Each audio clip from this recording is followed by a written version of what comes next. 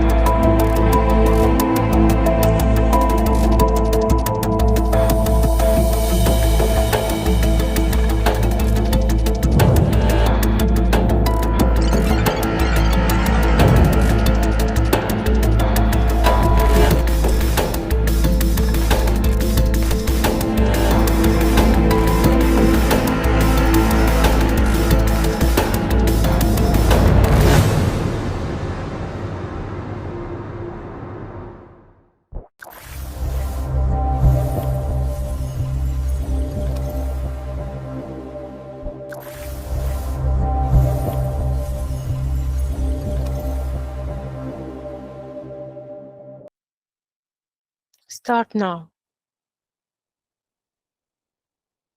بسم الله الرحمن الرحيم. السلام عليكم ورحمة الله وبركاته في أمسية جديدة من أماسي منصة الأكاديميات العراقيات في العلوم الإنسانية. Today I'm going to present one of my dearest colleagues that I have encountered during working at the College of Education, University of Baghdad some 20 years ago. Dr. Muayed Jajo, PhD in English Literature, Language and Literature, has worked as an assistant professor of English at 10 universities and several academic institutions. He supervised so far over 25 PhD dissertations and over 60 master theses. He also held the position of chairman of Japan Friendship Association in Sulaimania, Iraq. He is currently the chairman of Department of English Language and Literature at Comar University of Science and Technology. He has taken many extensive courses in psychology, music, programming, photography, video production, graphic design, biology, and lately, artificial intelligence. Muayed, if I may say, he is the living role model of learning to learn, one of the most or dearest or closest descriptors these days of visionary planning in education. I will have to reiterate this into Arabic. زميلي الدكتور مؤيد ججو دكتوراه في اللغة الإنجليزية وآدابها، عمل أستاذا مساعدا في اللغة الإنجليزية في 10 جامعات وعدد من المؤسسات الأكاديمية، وقد أشرف على أكثر من 25 أطروحة دكتوراه وما يزيد عن 60 رسالة ماجستير، كما شغل منصب رئيس جمعية الصداقة اليابانية في السليمانية العراق. يشغل دكتور مؤيد حاليا منصب رئيس قسم اللغة الإنجليزية وآدابها في جامعة كومر للعلوم والتكنولوجيا. وإلى جانب تخصصه الأكاديمي فقد التحق مؤيدا بالعديد من الدورات المتقدمة في مجالات متعددة تشمل علم النفس، الموسيقى، البرمجة، التصوير الفوتوغرافي، إنتاج الفيديو، التصميم الجرافيكي، علم الأحياء، ومؤخرا الذكاء الاصطناعي. وهو مثال يحتذى للمرء الذي يحيا بالعلم والتعلم. أهلا ومرحبا بكم مرة ثانية، وأترك المنصة للدكتور مؤيد ججو. Thank you very much. Good evening, everyone, and thank you very much for your kind and generous introduction. I would like to start by thanking IWHS for inviting me to their platform, to their most informative and educational academic platform. I would particularly like to thank all the organizing committee of the group, Dr. Munham and Dr. Nagham, Dr. Maysam, Ms. Wiam, Dr. Nagham, and everyone else, both in the organizing committee and the platform in general. And today I will be, I'll just share my screen right now. I'll go right ahead and share it to introduce you to today's topic. It's about one of the tools, one of the very interesting, you'll find it a game changer in education, and it's very useful for both students and teachers. So I'll go right ahead right now and share my screen.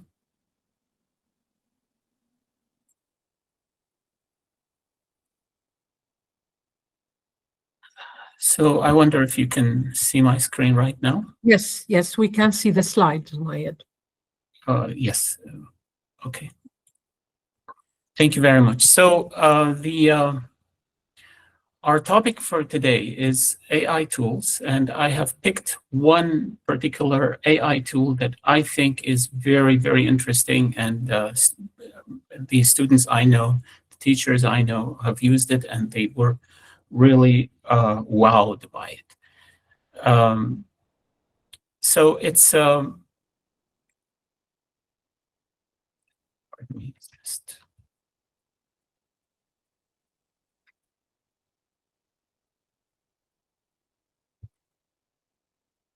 sorry, it got stuck. Yeah. So this AI tool, as I mentioned, is a game changer in the world of education. And I'll break down the presentation into these four parts. We'll start with an overview of the tool. Then we move on to the advantages or merits of the tool. Then some insights into the tool. And then we will see the tool in action and how to use it. So, and we will also be covering like a bunch of tricks and tips and tricks on the tool. And we start with the mastermind of the tool, and that is Stephen Johnson. So Stephen Johnson joined Google Labs in the summer of 2022, and he worked with his team on developing a very powerful project, which he called the second brain. So he did not call it the second brain for nothing, because, and these are his words, let me just read them for you, quote, "I really spent," he said, 30 years effectively fantasizing about what eventually became Notebook LM. So this game changer, which we're going to explore today, is called Notebook LM. And this is the name of the project. It's been in progress for 3 years now.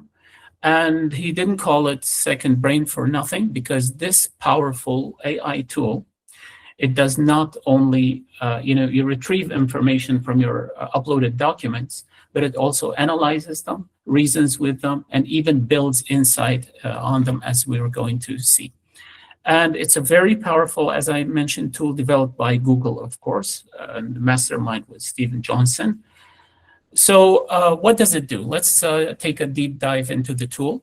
It actually serves three purposes. It serves the purpose of learning, of research, and note-taking. And as we know, I mean, these are the three pillars that that constitute the triangle of education. So, and that's why I selected this tool in particular, because it covers all bases.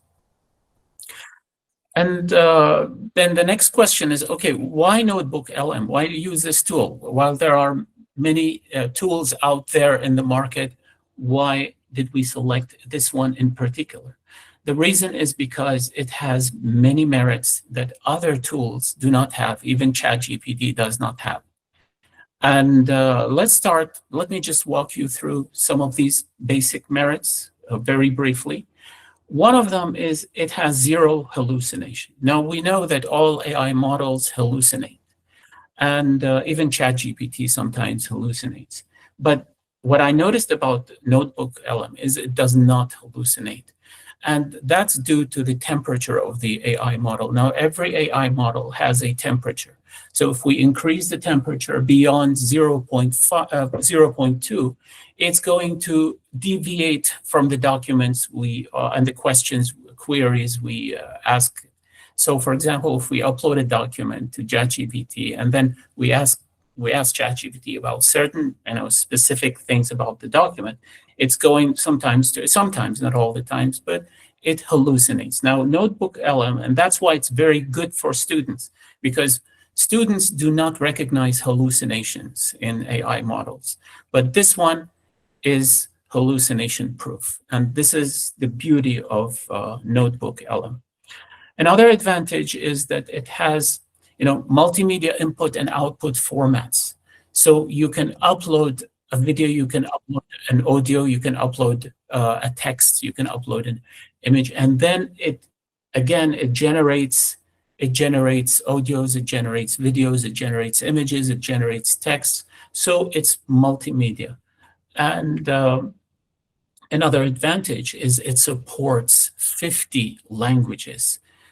So the text, the audio file, the video file, you choose the language you want the output to be in. And also it's multi-platform, so it runs on desktop and mobile devices. And it's student-friendly, so your students are going to find it very easy to use. And even navigation-wise, the layout of the program, as you will see in a minute, is very, very easy. It's teacher to student oriented. So teachers, for example, can upload their slides to the program, and then it based on the slides, it can generate, very simple presentations for your students. And it's for free. So, and that's also very important. It gives you all these options for free. So it's not like other platforms, like you create an account and then you want to use some feature, but these features are grayed out, and then there's this pop-up message saying, okay, if you want to use this feature, you have to upgrade. No, it doesn't have this feature. Everything is there available for you. One-stop shop. So sometimes we have to use different models and move across the platforms, AI platforms, like we use ChatGPT for text output. We use other models for audio output. We use Revoicer, for example, for audio. We use Envato, for example, for video. But here you find everything like in one basket. So you don't have to, bother yourself moving from one platform to another. And access requirement, this is also the cherry on top for the tool, because all you need is just your Google account. That's it. I mean, it's that easy. So what can you do with this tool? You have your PowerPoint slides. All you need to do is convert your PowerPoint to a PDF document. Then you go right ahead and upload this PDF document to the tool. And it's not just text. As we said, it can accept a text. You can upload an audio. You can upload a video. You can upload a website link. You can upload a YouTube video link and any text you want. And by the way, I tried it. I uploaded my own lecture. For example, at the university, I recorded my own lecture and then uploaded the audio in a very simple MP3 recorder I used, and I uploaded it, and it generated presentations, mind maps, everything, even quiz questions with key answers. And for the download or the output, you can ask the tool to generate for you text formats. The text options include a briefing, and a briefing is a summary also, but mind you, I mean, ChatGPT usually produces synopses and summaries, but this one produces briefings as well as summaries and synopses. And a briefing is a little different from a summary, because a summary looks back, telling you what the plot or what the story was about, but a briefing looks ahead, looks forward to what students, for example, will need later on if they have any presentations to give or any roundtable discussions to go through or any tests to sit for. Within this category of its text output, it can also generate study guides. And the subcategories of study guides is a summary, which I referred to earlier. It's a little different from a briefing. It could also generate key points for your students and a conclusion. if you upload a book, it can give you the conclusion of the book, and also anticipated quiz questions with answer key. And a mini dictionary of terminology used in your upload. So if you upload a book, any book at all, it finds out all the difficult terms, lists them as a mini dictionary alphabetically, and gives you the meaning of each term depending on the context in which it was used in that book. And frequently asked questions, FAQs, based on the book you upload with full answers. So questions and answers. It also generates timeline. So if the book you upload or the document you upload, it contains any dates, it gathers all these dates and turns it into a timeline.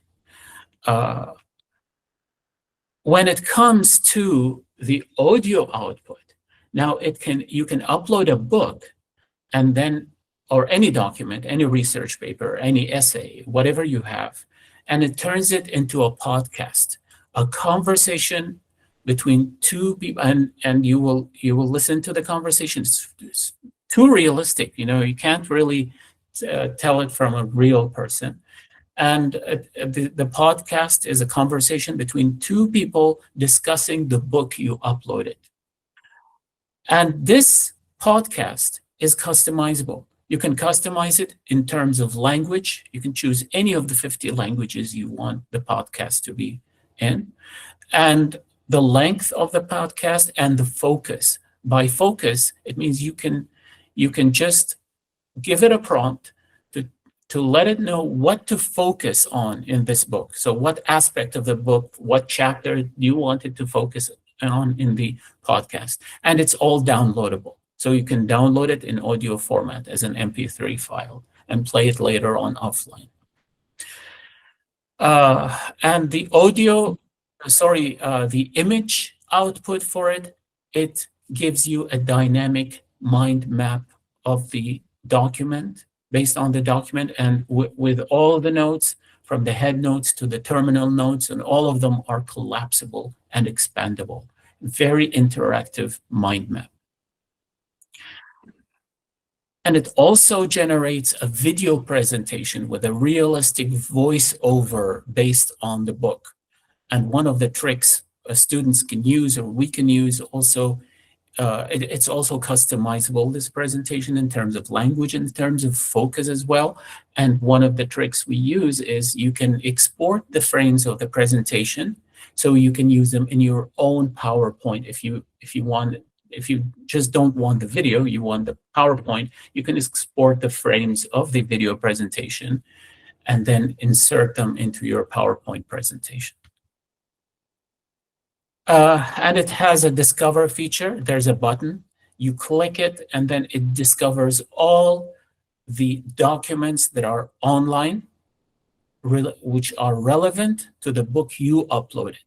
And then you can directly import those documents into the tool and do all that magic again with them. So you don't have to go and Google topics and then download documents and then convert them and then upload them to the tool. It saves you all that effort and time by simply letting you directly import them into the tool with one click. And this is, if you want to experiment on the tool, this is you can scan this code or click this link and then get to the check the tool itself. You will see this page. I mean, I don't know if I have to pause on this slide for a while, just to let you click the link or scan the code. You can follow along, or this presentation will be also shared with you, so you don't have to follow along if you choose not to. You can do it later on after the session. But maybe it's quite feasible to follow as it would be great. I don't know if the link here is clickable on your end. I could open it from the mobile. Yeah, yes, we need an extra device for that in order to keep this presentation visible. Great. So we will confront this page, which is prompting us to try the tool. So we simply just, of course, all we need is just a Google account. If we don't have a Google account, we can't access the link, but everybody does. So all we need to do is just to click this link, and then we see this interface. This is the interface of the tool of Notebook LM. Now, this interface, the first thing we have to do is to create a notebook. So we click here in order to create a notebook. And then when we click this, it takes us to this page. And sorry, it takes us to this page. And here we have to, and this page as well, here we have to name our notebook. So whatever you call it, it doesn't really matter. You can call your notebook anything you want. Now the question is, how many files can we upload? How many, for example, books or documents or articles or essays can we, or audio files we can upload? The free plan, in Dr. one Muayed, notebook, if yes, I may interrupt you, there is Dr. Tahsin raising his hand. yes. Will you take questions now, or shall we postpone them till the end of the session? Oh, okay. No, it's okay. Ask. Dr. Tahsin, would you unmute yourself? Okay, I'll open the mic, excuse me here, because I Yes. thought at the beginning of the, at the end. Okay. Okay, please unmute Dr. Tahsin, please. Well,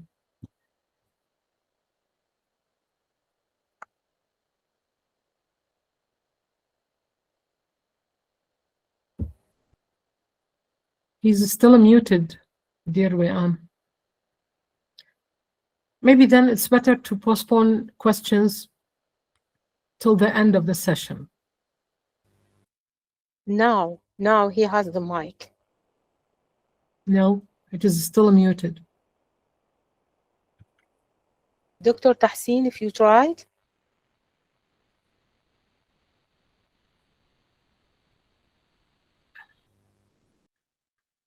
Let's get back to Dr. I Muayed, think it will please. be better at the end. Yes, because I have to open all of them. Yes.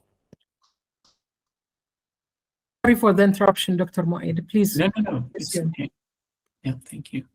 So the free plan offers 100 notebooks. This is how many notebooks we can create in the free plan. And that's really enough for us as educators and for students.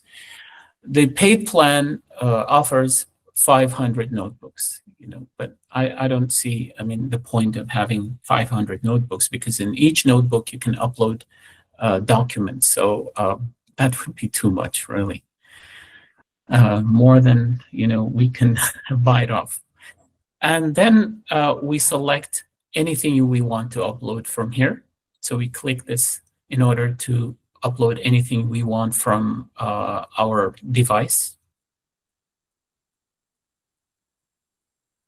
And then again, we click here. This takes us to this window, and this window we click here in order to upload anything we want. A document, as I said, it accepts audio files, it accepts PDFs, and text files, and even videos, and links to websites, links to YouTube channels.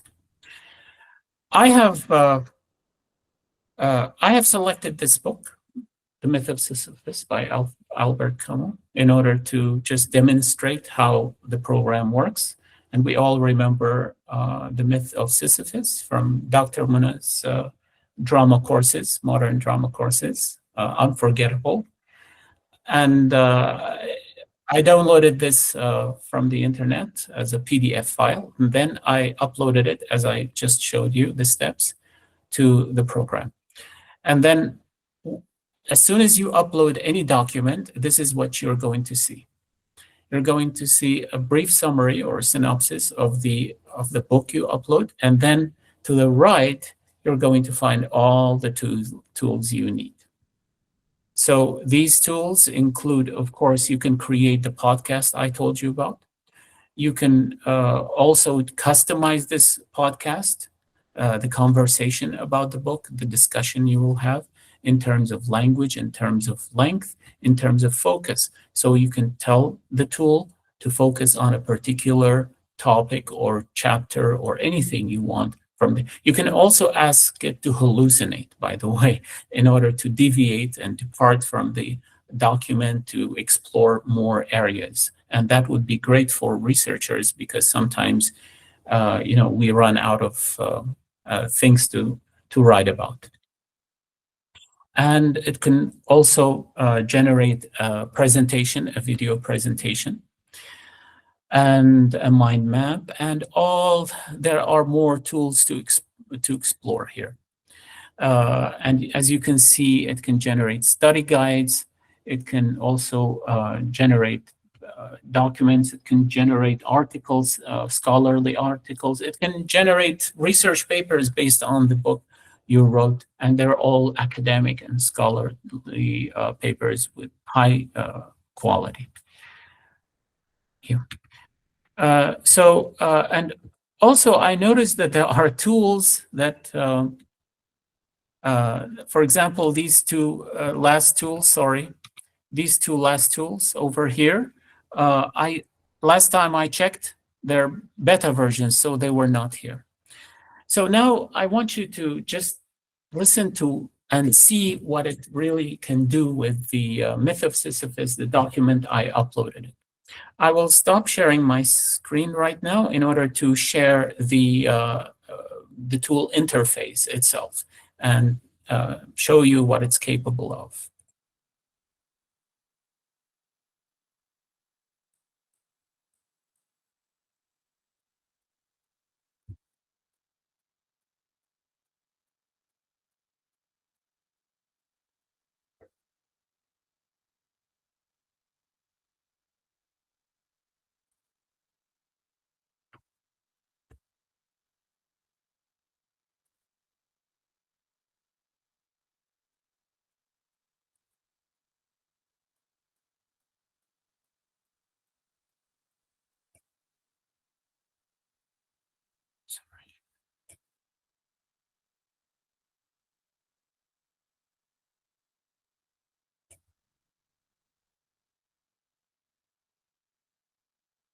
Okay, so I believe you can see the interface right now, the app interface.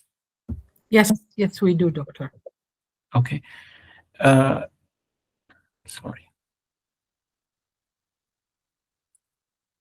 Okay, so here, if you click Audio Overview, you're going to, it's going to generate, and it will take like 15 minutes, 10 to 15 minutes, depending on the speed, on your internet speed.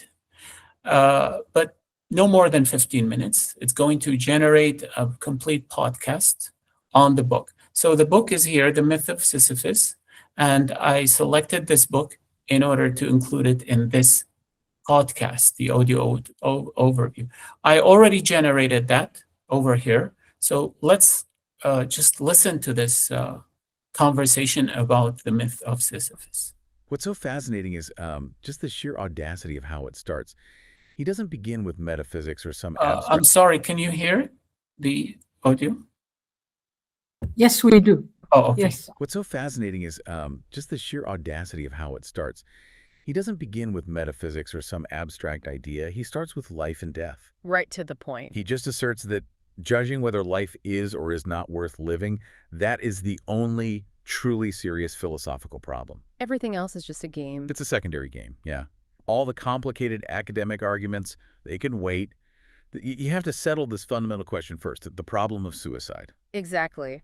The meaning of life isn't just some abstract thing to ponder. It's urgent. I mean, people actually die over it. You don't see anyone throwing themselves off a bridge because they couldn't resolve the ontological argument. No. So our mission in this deep dive is to follow Camos's reasoning here. So this is just a sample of what the podcast would be like. Now, if I have a question, I can interrupt them and ask my question. I'll click here, interactive. And I will let them, of course, talk. Okay, let's unpack this. We are plunging headfirst into, well, one of the most intellectually charged works of the 20th century. Albert Camus' The Myth of Sisyphus. Exactly. And if you've ever stopped your daily routine, Now I'm going to just stop and interrupt ask them yourself, wait, because why I am I have doing any of questions. this? So I'll Camus click is here, talking join, directly to you. and What's they so will stop fascinating and is, wait for my question. just the sheer oh, hey there, how can we help? What's the meaning of Sisyphus? Where does the word come from? That is a wonderful question. And it is essential. We were planning to get to Sisyphus at the end. But let's bring him forward a little because he is the central metaphor. Okay, let's unpack this. Sisyphus is a figure from Greek mythology. He was, according to Homer, the wisest and most prudent of mortals. He also had a reputation for doing a bit of a trickster, a highwayman, some say. He was condemned by the gods to the underworld for a few reasons. One of the best stories is that he stole their secrets. He exposed one of Jupiter's affairs, which is always risky. He preferred the blessing of water for his city, Corinth, over the celestial thunderbolts. He also managed to put death itself in They're check. answering my Pluto had to question, send and then the they god will of war to stop free after death they because give no me one a was dying detailed anymore. answer and continue with their The gods grew conversation. so annoyed with his defiance and his passion for life That they gave him an unspeakable penalty. the task of ceaselessly rolling a massive rock to the top of a mountain. And just when he reaches the summit, the stone falls back down of its own weight. It's the definition of futile and hopeless labor. And Camus uses him as the ultimate absurd hero. He is, as Camus says, as much through his passions as through his torture.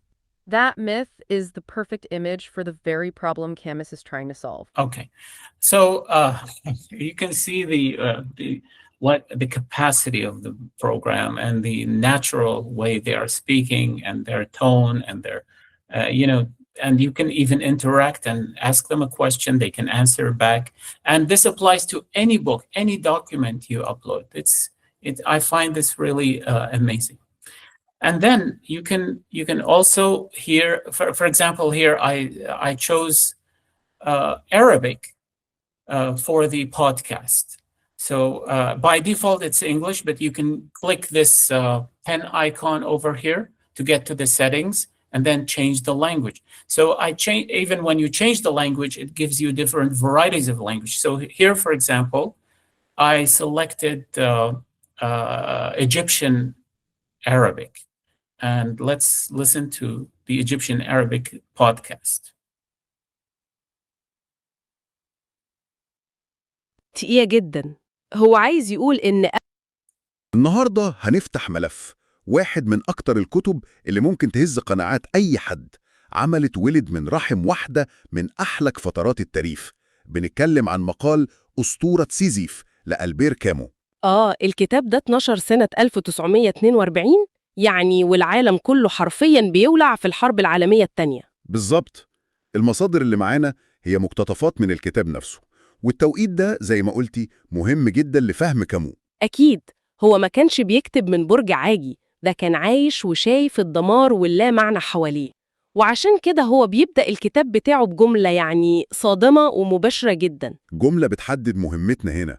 هو مش جاي يناقش أسئلة فلسفية عادية. لا خالص، هو بيواجهنا بالسؤال الأساسي والأخطر: هل الحياة دي بكل اللي فيها أصلاً تستاهل إنها تتعيش؟ وهو ده السؤال اللي And it goes on, and you can see the accent. Oh my God, it's really, and this could be generated, these podcasts, in just 10 to 15 minutes about any document you upload. And then you can, this is also a sample of the video presentation. It can generate also within 10 minutes. And you can select the language. For example, here it's again Egyptian Arabic, but it's a video presentation. And all these files are downloadable. You can download them and browse them offline or share them with your students. Yes. أهلا بكم. النهاردة هنغوص في قلب واحد من أهم وأجرأ المقالات الفلسفية في القرن العشرين، أسطورة سيزيف لألبير كامو، وهنتكلم في السؤال اللي كامو نفسه اعتبره أهم سؤال فلسفي على الإطلاق: هل الحياة دي تستاهل إنها تتعاش؟ الكتاب ده معروف عنه إنه تقيل وصعب، بس ما تقلقوش، في الشرح ده هنبسطه سوا. So we can also export the frames of the presentation, put them in our PowerPoints if we don't want the video presentation, we want it in PowerPoint format. And this is I'd like to share with you the video presentation in English. Hello and welcome to The Explainer. Today we're diving headfirst into one of the most profound questions a human can ever ask. And we're going to do it through the lens of an absolute classic, Albert Camus' The Myth of Sisyphus. I mean, wow. Camus does not mess around. From the very first sentence, he just throws down the gauntlet. He's basically brushing aside centuries of abstract philosophy to say, look, before we can even begin to debate the nature of reality, we have to deal with something far more urgent. Yes. So, and you can, some professors I know from other departments, not just the English department, from biomedical science, from engineering, dentistry, and pharmacy, they've been using this and they are really very, very interested in it. The students are also very interested in it. And I hope you liked this presentation, and I hope you liked the tool, and I wish you're going to use it. Thank you very much for everything. I'll stop sharing my screen. Thank you. Thank you very much, Dr. Muayed. So concise, so to the point. From my end, I successfully joined a notebook. I'm very proud of myself. I could have, I did it, and I uploaded one PDF and I got some fine results. I think I'll spend the night experimenting with this. Thank you very much. I hope every one of our audience has also have had this experience, enjoyed the experience with Dr. Muayed. Shall we open the floor for questions?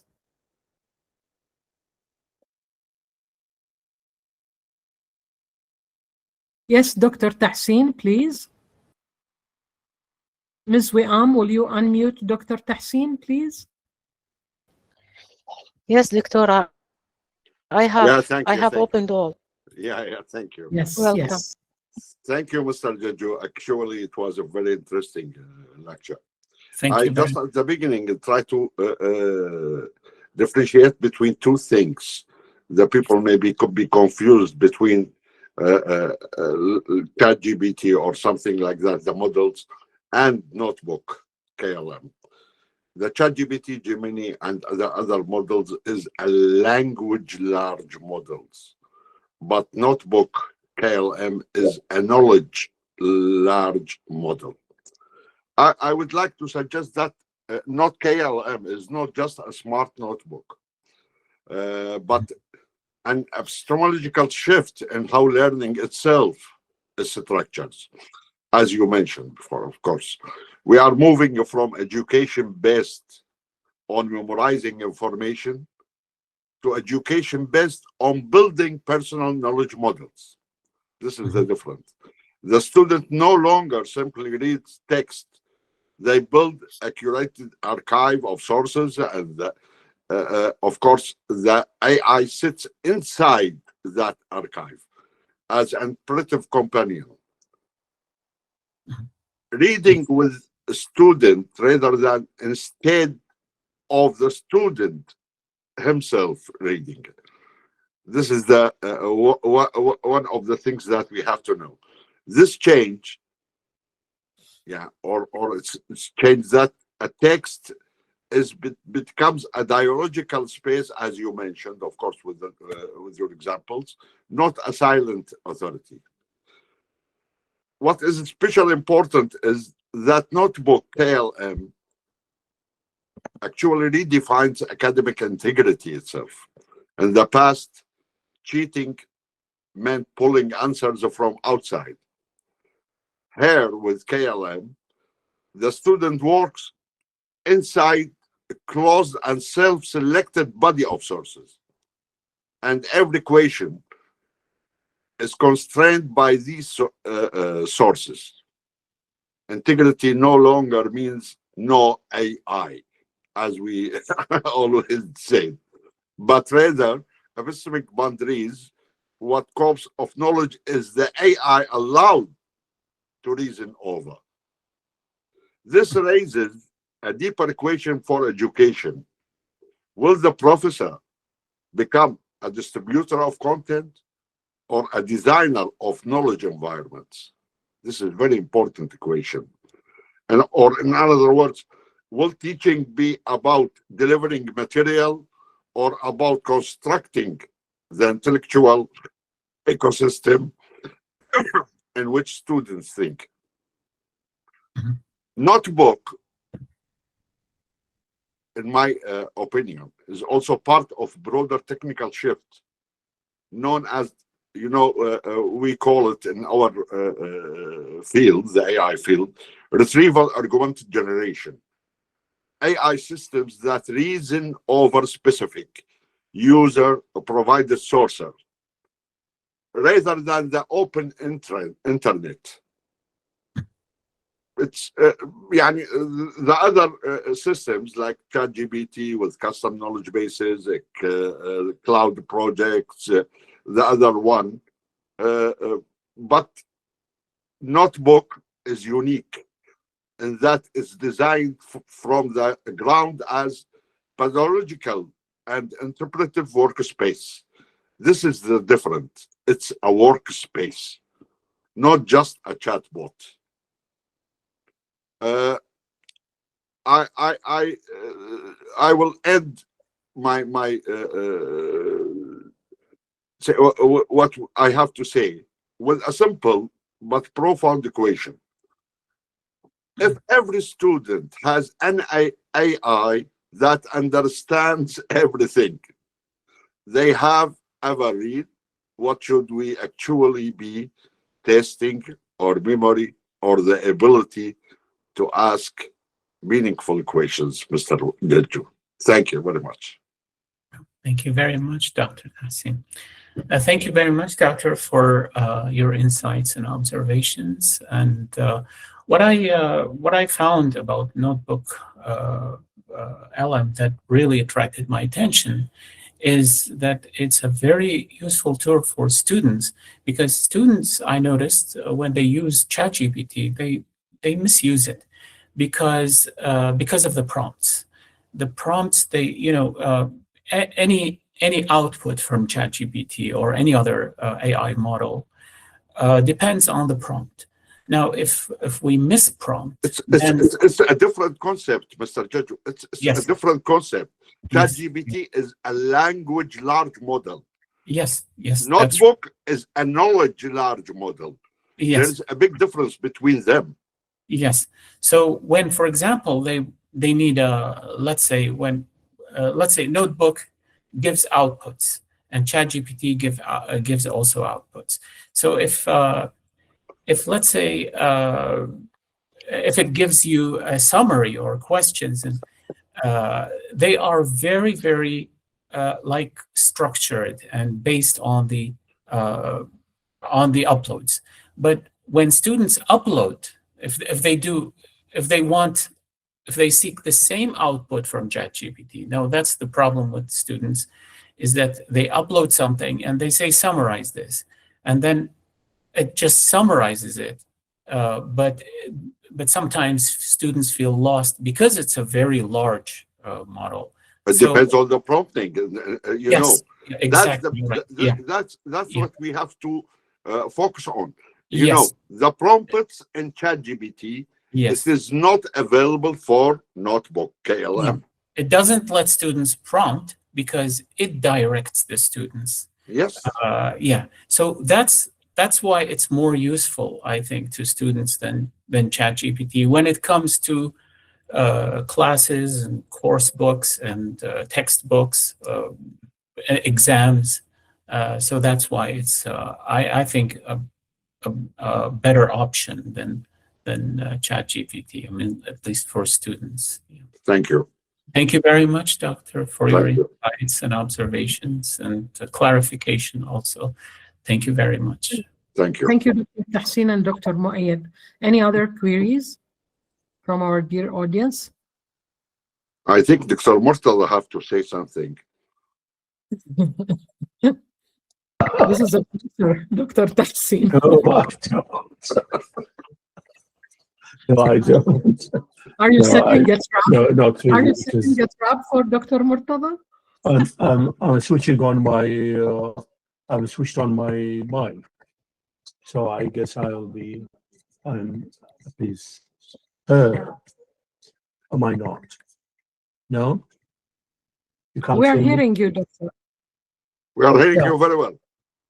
Yeah, you can hear me, right? Yes, Yes. we Right. hear you. Yes. Yeah. That's what I. We That's hear what you. I thought. No, but I was answering Dr. Tahsin's hook. No, no. I can only wonder about these things. Wonder about what we can do, what man has done.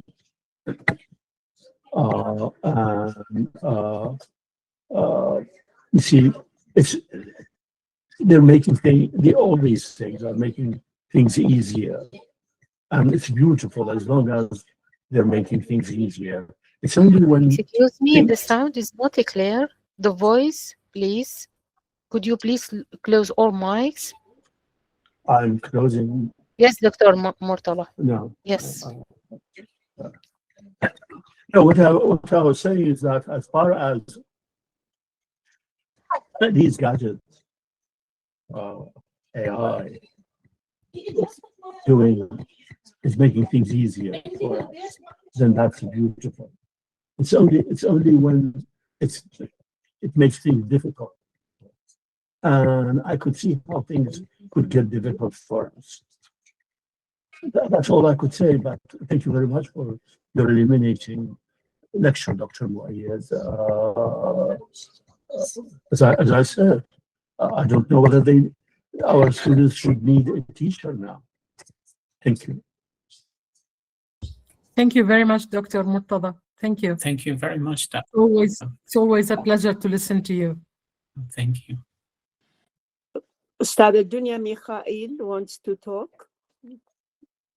Marhaba. Hello. Thank you so much, Dr. Jajo. This is very exciting and the new information, at least for me. Appreciate it. And I think I will explore today with this. But for example, I teach, let's say if I teach creative writing.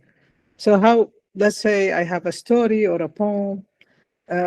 So how would I use this? And if I, for example, bring the story to this and to class, let's say, is it only for students, or you have tip for me as a teacher to use it? And if I use it, where is my role? Do I just show what these people say and then I comment, or what's your advice from your own experience with using this for the teacher, or do you not recommend to use it just for students? Thank you very much for your question. This tool can be, used by educators, teachers, students alike, and even laymen. Anybody can use it. It's all you need to do. For example, if you have a poem, if you have a short story, if you have a novel or a critical work, any document you have, all you need to do is to convert it to PDF if it's not already in PDF format, and then create a notebook, upload it there, and it will automatically generate everything. So it can summarize it. If you have a poem or an essay or a short story, it can summarize it. It can make a video presentation about it, a podcast, an audio podcast, a mind map, questions and answers, FAQs, and timeline, and all these features are available for any document at all that you can upload.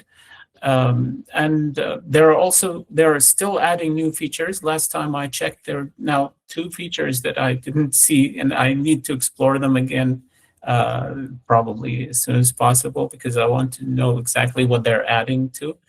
And even there is a character analysis. So if the poem or if the short story or in the novel has characters in it, you can click this button that says character analysis, and it gives you a character analysis of the major characters. And like this one, for example, if you go to it, you'll see the character analysis of Sisyphus, and that's also very interesting for both of us, for teachers and for our students as well. Thank you very much for your question. Thank you, Dr. Muayed, and thank you,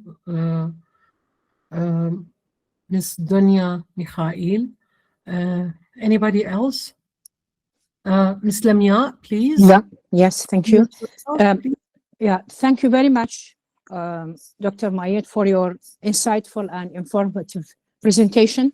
It was highly beneficial and greatly enriched our understanding of the role of AI in education. My question is, do you think that this notebook LM can help teachers to detect the academic emotions of students, like anxiety, boredom, and enjoyment, and can it help us to adjust the task to reduce stress and increase motivation? Because I mean, this is the topic I really worked on. It took me a year, to find out about students' academic emotions, whether negative or positive. Do you think it might help in this respect? Thank you very much. I think the sheer idea of having all of these resources available for the students, when students see all these, like presentations and podcasts and the text formats and the mind maps and the timelines and the summaries and the anticipated questions with the key answers, this idea would boost the students' confidence. Like they have all in especially if it's cast in all these formats, like in text format, audio format, video format, image format, then I think it creates this comfort zone for the students to work within. And that's exactly what students want. They need a comfort zone where they can find all the answers to the questions in one place. This is why I call this like one it's a one-stop shop, right? Because you find all these in one place instead of, because students feel lost sometimes, like they come and ask you, which platform should I use? Where should I search? But here everything is packed in one place, and this creates this comfort zone for them. Yeah. Thank you very much. Thank you very much, Dr. Jajo. Yeah. Thanks. Thank you, Prof. Lamia and Muayed. Any other queries, please? Any other questions? Maysa and Tabriyat. Thank you, Dr. Muayed. Is that okay to speak now? Thank you very much. Thank you very much. And it's really a pleasure and an honor to have you with us. And it's very interesting and it's very intriguing topic. My question is related to the ethical boundaries of using this app, especially by students. I don't want to be negative, but students, from my observation, students today rely on these apps to write, which really negatively impact their ability to develop the skill and the craft of writing. Basically, they don't know how to cite, they don't know how to write, they don't know, because these apps basically they do all the work for them. So, and also there are a lot of ethical issues that I am really concerned about regarding the use of AI in academic writing, particularly. Especially, this applies particularly for postgrad students who are the future of academia. And I'm noticing more and more year after year, they do not know how to, the basic skills that you taught us. And I'm grateful. I'm always grateful for that. The methods of research, the fundamentals of writing, of research. These things are missing today with the use of these apps. So I wonder what are the where do we stop? Where do we draw the line? And what do we allow? And when do we stop and say, maybe we need to pause and let them do the research, let them do the writing, let them do the reading. And I know it's a different generation, we're in a different world today. But at the same time, if these students cannot really do the basics, then how are we facing the future of academics who do not know the fundamentals? And I'm sorry, I don't want to sound negative, but I had this conversation with one of my students a month ago, and she said, "Oh, AI did my introduction. This app did the literature review." It's like, "Oh, what did you do?" She does not know even the basics. So, and I'm really concerned. I'm a bit, and I don't want to sound an alarmist, but I am really a bit concerned about the overuse of AI in academia today. And thank you very much for your talk. I'm gonna explore this app and others, and I'm really grateful for having you with us today. Thank you. Thank you very much, Dr. Misa, for your question. You raised a very important point, which is the ethics behind the use of AI. Now, I remember 2 years ago, when AI emerged on the scene, in the pre-AI era, in the university I'm currently working in, we had homework assignments. Some courses were project-based, and we had homework assignments. Students had to work like on an essay and then upload it, and then we would grade it. But then after AI burst on the scene, we had this huge meeting at the university, and we decided, with the quality assurance, we decided to convert all homework assignments into in-class assignments. And on the syllabus, on every syllabus in the university now, all the assessment tools are in-class assessments. And this is, of course, to avoid over-reliance on AI. But then we noticed, like every other university in the world, that AI is here to stay. It's not going to go anyway. So, and students are using it anyway. I mean, whether we ask them not to, or to use them. So we decided to have new courses on the AI ethics. So in such courses, we are teaching students how to use and not abuse or misuse AI, and to use it in an ethical way. So in this way, AI is just like Google. When Google was there, the internet was there, everybody was against it. But then it became a crucial part of the educational system. So I think, as an answer to your question, is that whether students use or not use AI, whether they rely on it or not, there should be some ethics involved. They have to follow specific ethical criteria for that. And I think we as educators should teach students how to use AI ethically, just like when they are using any book ethically, and not quote, for example, out of context. Otherwise, it would be plagiarism. So plagiarism, involves AI as well as books, as well as any website. Thank you very much for your question.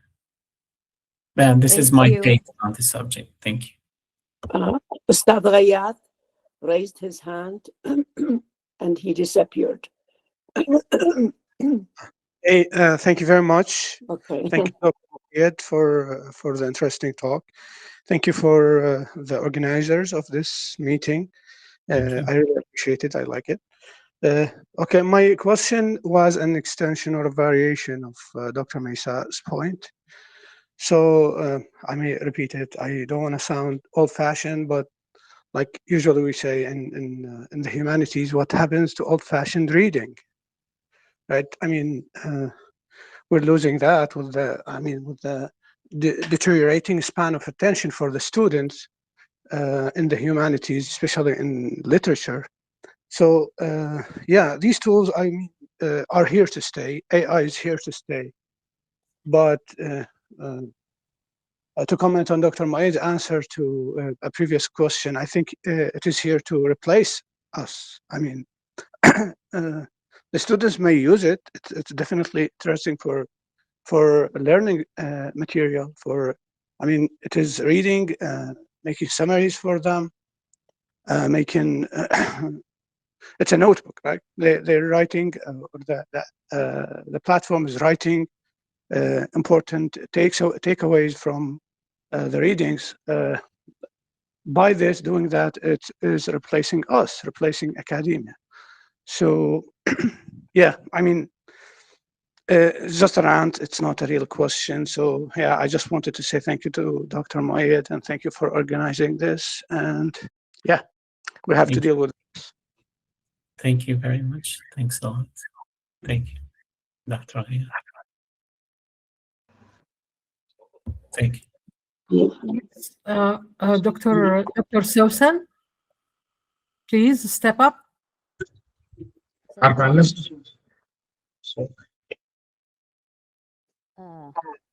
Assalamu alaikum. عليكم السلام ورحمة الله وبركاته.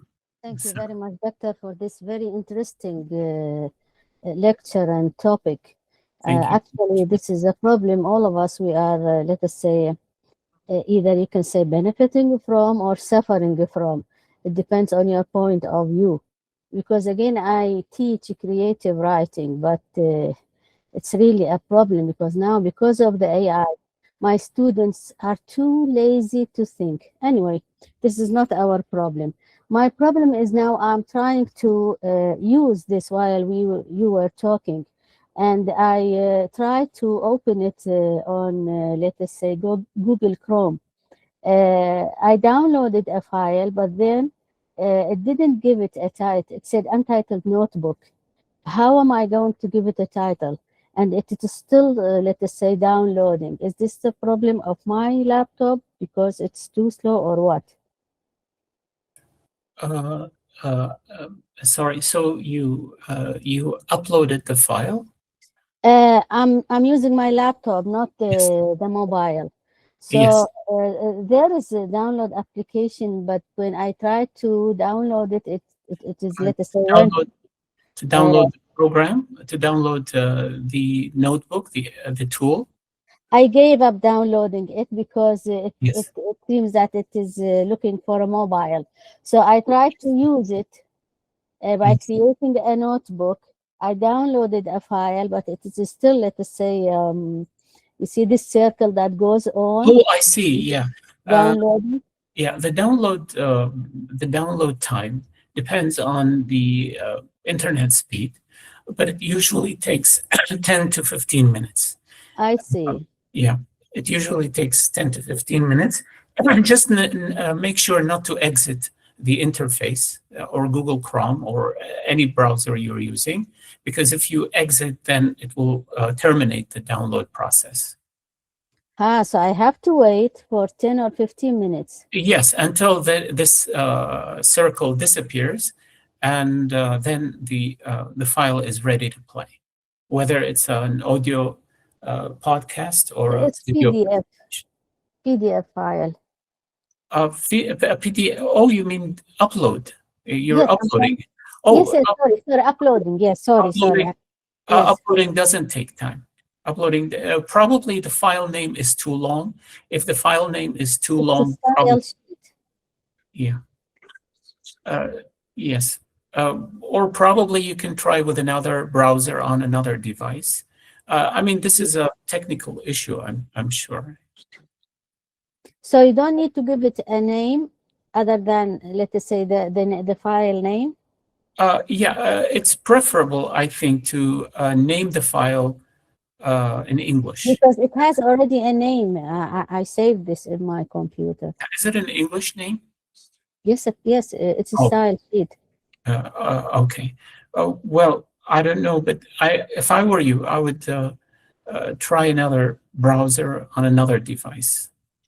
Okay, thank you very much. If the problem still persists, yes, I think you can contact us, or you can contact me, and we can just fix it. Yes, thank you very much. Thank you very much. Just one moment. Let us say just another note. I used to teach translation at the Department of English at the College of Education for Women. And now I changed to creative writing, because I think that translation has become obsolete for students. There are lots of applications and devices that are used in translation. So I don't know. I felt that there is no need for it anymore. But my point is that you cannot hide from the AI applications and devices. Life has to go on. I started teaching my students how to use, let us say, the applications of translation before I left this topic. They have to learn them because they make the translation quicker.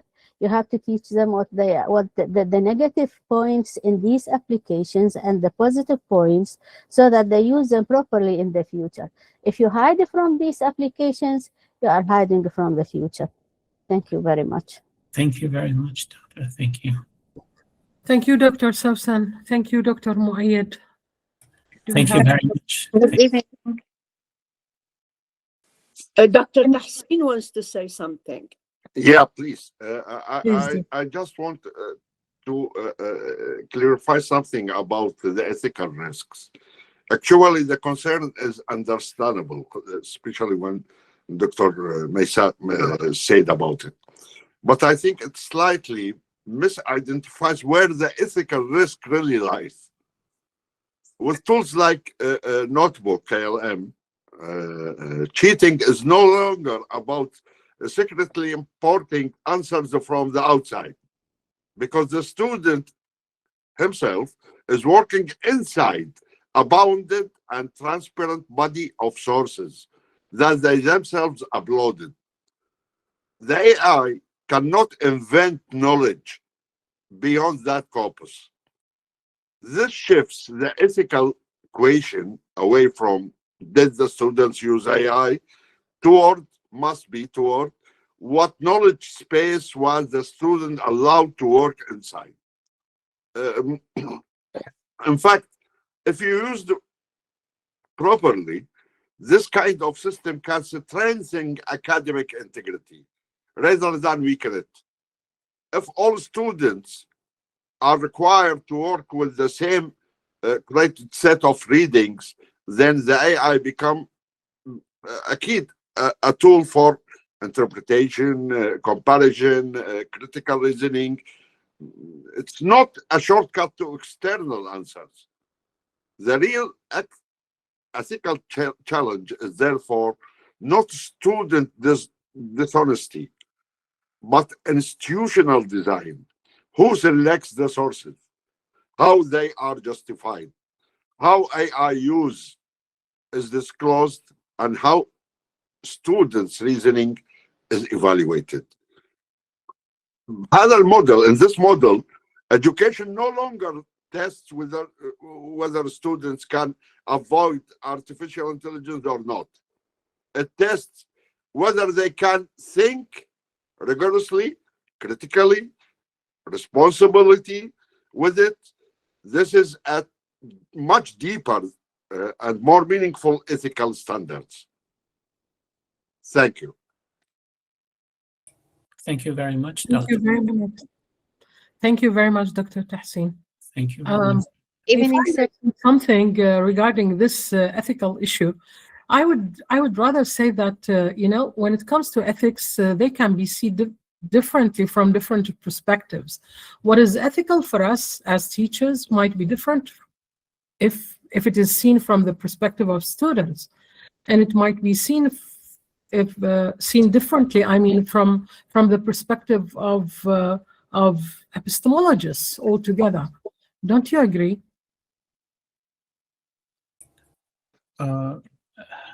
Sorry, Dr. Yes, I completely agree with you. I mean, we as teachers, Dr. Muayed, we always think of plagiarism, for example, integrity, academic integrity, and the like. What about our students? Our own concern that always presses us hard is that how much knowledge are they gaining? Just like Dr. Mesa has mentioned, seconded by Dr. Riyadh a while ago, that our concern is that our students, when they are drifted by this act of plagiarism, they don't learn. They just don't learn.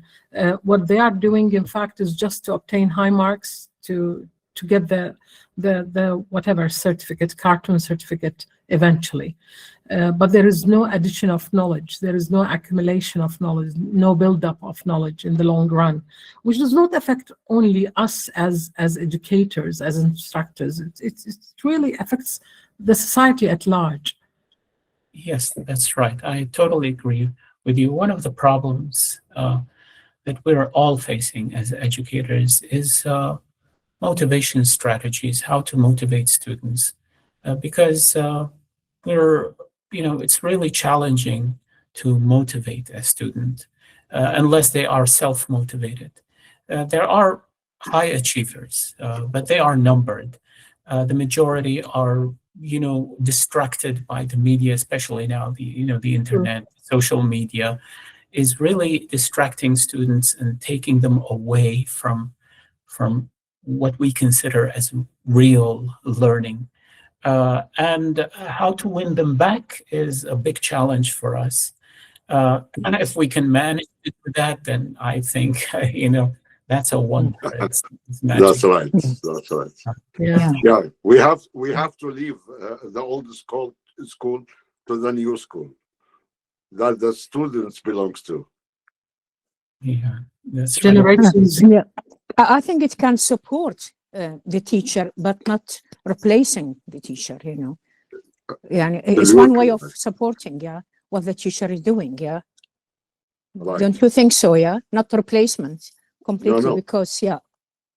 Because when it comes to sharing. Yeah, because when it comes to human judgment or cultural understanding, etc., these remain essential. So I think it could help, it could support, but not replace. Yeah. And we can also, we as educators, we have to find a way.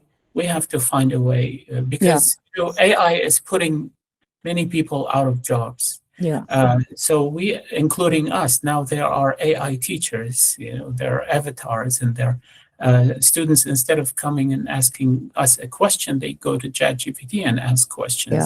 So we have to find a way, because it's still at the beginning. AI is still at the beginning.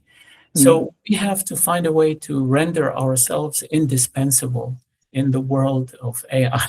So I don't know how we can do that, but we can, I think, through maintaining our human dimension. Yeah. Are you sure you can? Yes. Are you sure you can do this? Great challenge. Trying to be indispensable? Yeah. Wow. We must do our best, Doctor. We must do our best. This is our responsibility. We're in charge of it. Dr. Murtaza, may we humanize the machines? Wow, that's even worse. I can see that Dr. Wiam is raising her hand. Yeah. Dr. Wiam. Thank you, Doctor. Thanks a lot. Thank you, Dr. Muayed, for this very fruitful presentation. Thanks a lot. Thank you. Thank you very much. Yeah, if you don't mind, my question is about, I'd like to ask you about according to your experience in using such a tool, can you please tell us to which extent is notebook LM can be accurate, or can we depend, that's to say, can we depend or rely on it completely, or we may expect sometimes to mislead us? If you don't mind, according to your experience, did you face any difficulty, or it misleads you, something like that? Is it clear? Yeah. No, and its developers claim that it's hallucination proof. I haven't noticed, it hasn't been reported, at least to the best of my knowledge, that it has hallucinated or given some fake responses or inaccurate responses. But anyway, just like any other tool, it should be verified. So we always ask students, whenever they use AI, not to rely completely on any source of information unless it's verified. And by the way, even if it's books, even when it comes to books, some sources are not reliable. Yeah, that's right.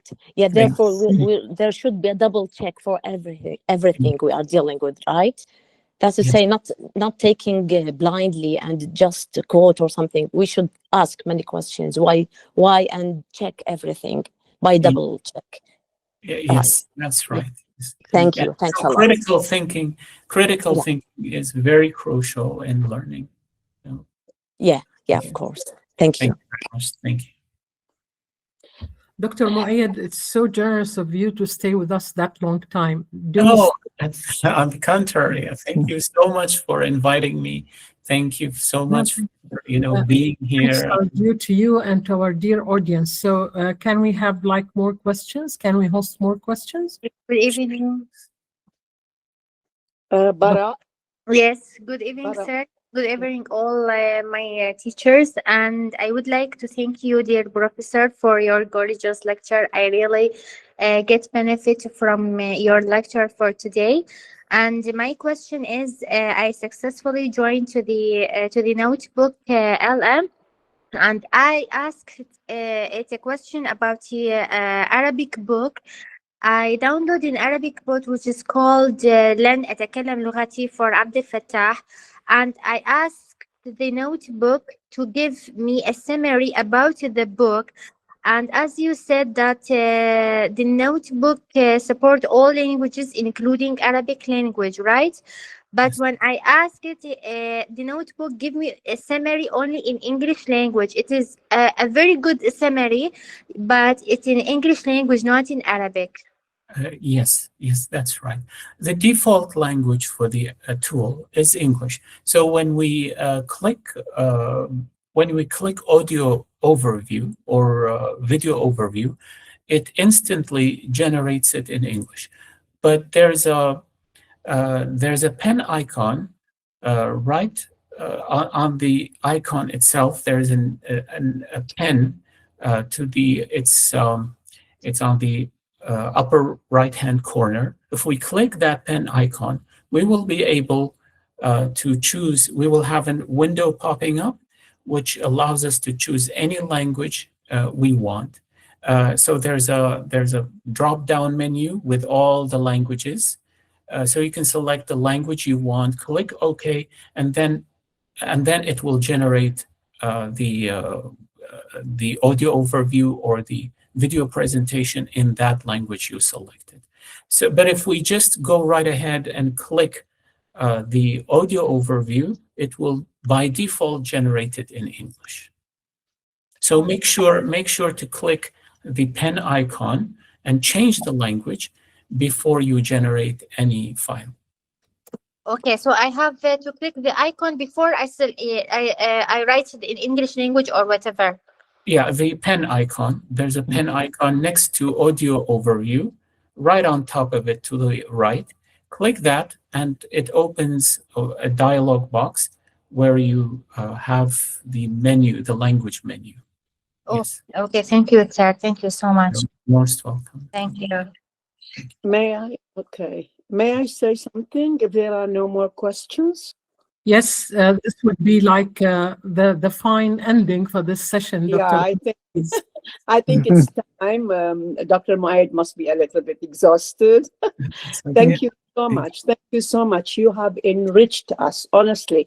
We all know about Chat GPT, of course. Everybody knows about it now. Everybody is using it. But personally, I haven't heard of this notebook, LM. So this is a great addition to my knowledge, and I'm so grateful to you.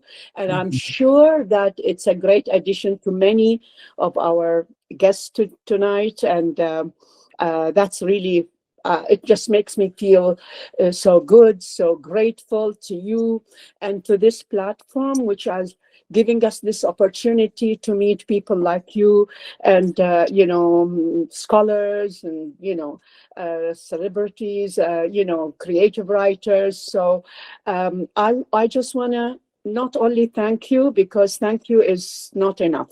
Okay, I would like also to thank very much Dr. Tahsin, Dr. Murtada, all the present people, the honorable people, Dr. Wiam, صديقتنا العزيزة الروائية المعروفة دنيا ميخائيل, everybody here, thank you for your presence, thank you from the heart.